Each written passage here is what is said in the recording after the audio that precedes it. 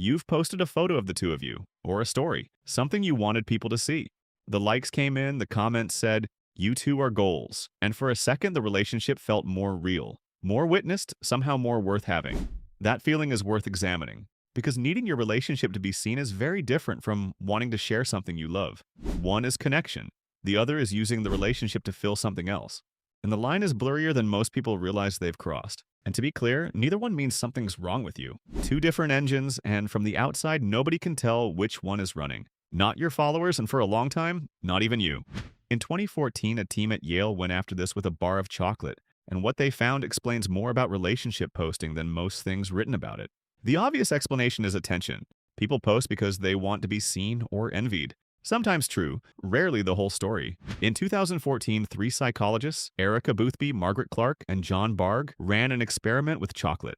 Someone eats a piece of chocolate. Sometimes the person next to her is eating the exact same chocolate at the exact same moment. Sometimes that person is just looking at pictures instead, not eating anything. No talking aloud, same chocolate, just given differently. You'd think it wouldn't matter whether the person next to you is also eating chocolate. The taste shouldn't change. But it does. When people ate it together, the chocolate tasted better. Then the researchers switched to dark, bitter chocolate, the kind that isn't very pleasant on its own, and guess what? Eaten together, it tasted even worse. So it's not that company makes everything better, it's something else. When you experience something alongside another person, the feeling just gets turned up, whatever that feeling already was. If it was good, it gets better. If it was bad, it gets worse. Another person's presence works like a volume knob, not a make it nice button, and that held up in a lab in 20 minutes with a piece of chocolate. Something similar happens in real life. A trip feels more important and memorable if someone else saw it happen. And a relationship feels more real when there's some kind of proof it exists, a photo, a post, anything. Sherry Turkle is a psychologist at MIT who has spent decades studying how technology changes the way people connect.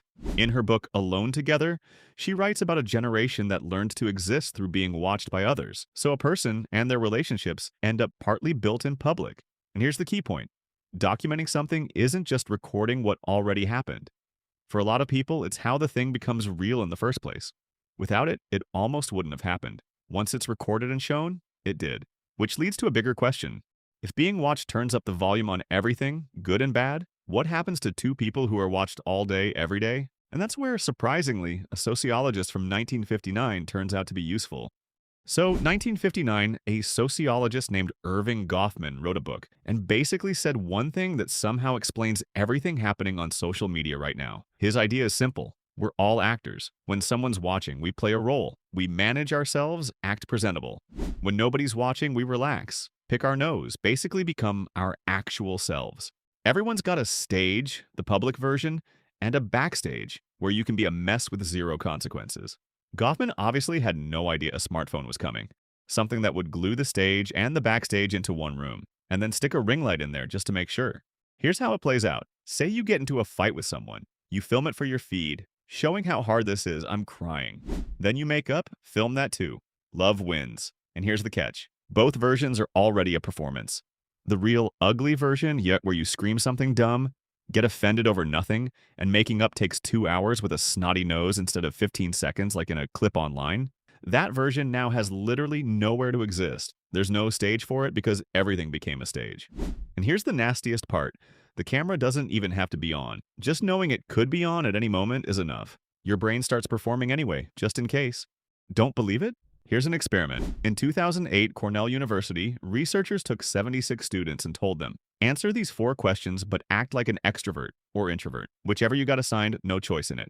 Random draw. Half of them had to post their answers to a blog, with their name, their dorm, fully public, all out there. The other half just typed the exact same words into a Word document. No name, just a number, and were told nobody would ever read it. Same words, word for word. The only difference, one group had an audience, the other didn't.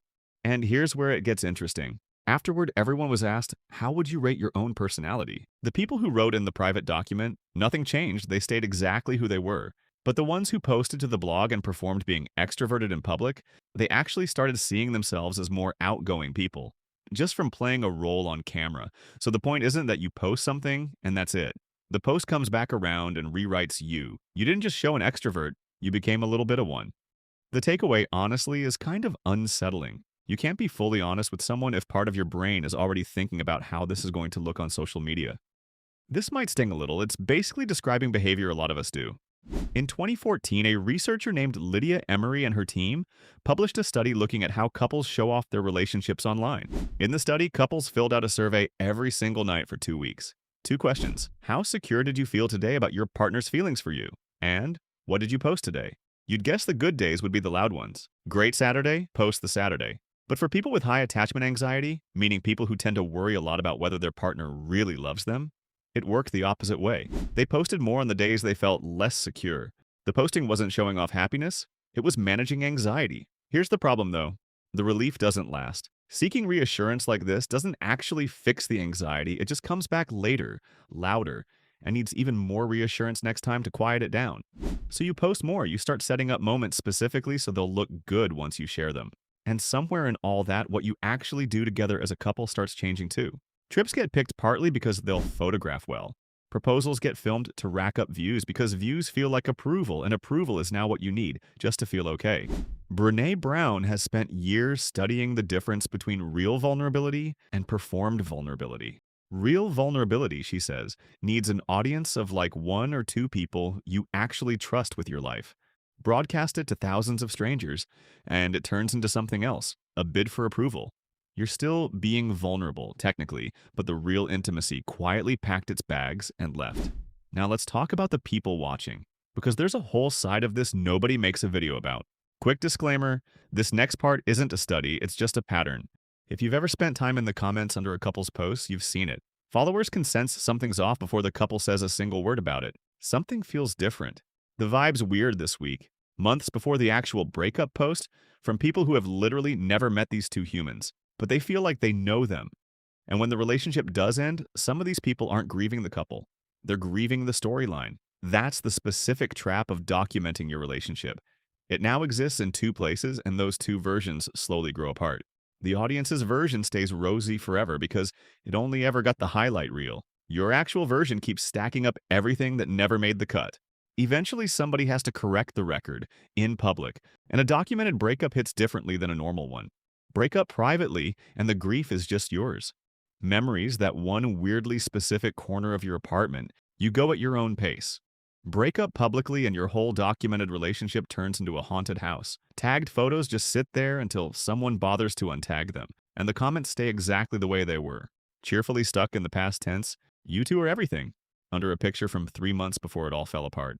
And there's no rule book for any of this either. Nobody's grandma left behind a guide on acceptable untagging timelines. So you end up grieving 2 things at once: the relationship itself and the version of yourself you were performing inside it, all while still technically existing online as half of a couple that doesn't exist anymore. And this is exactly why that blog study from earlier matters so much. Every post was basically a public announcement, and public announcements come back around and rewrite whoever made them. You can quietly stop feeling a certain way about someone. What you can't do is unhappen, having been a certain way on a platform that keeps receipts forever. Now, none of this means documenting your relationship is bad. Remember the chocolate study? It worked both directions. Sharing something just amplifies whatever was already there. If what's there is good, sharing it is just sharing it. Nothing sinister.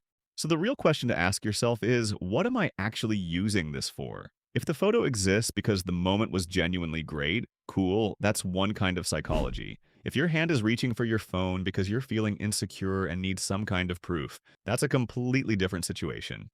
And if that last line made you flinch a little, that's kind of the whole point of this video. The people in that Emory study posted the most on the shaky, insecure days. Part of me thinks this stuff gets way overanalyzed, and people should be allowed to just like their partner and say so out loud. And then I look at those nightly survey results again, and it's hard to argue with them. Here's what I am sure of, though. Protect your backstage. A relationship that lives entirely on the front stage, in public, loses something that no amount of content can replace. The late-night conversations.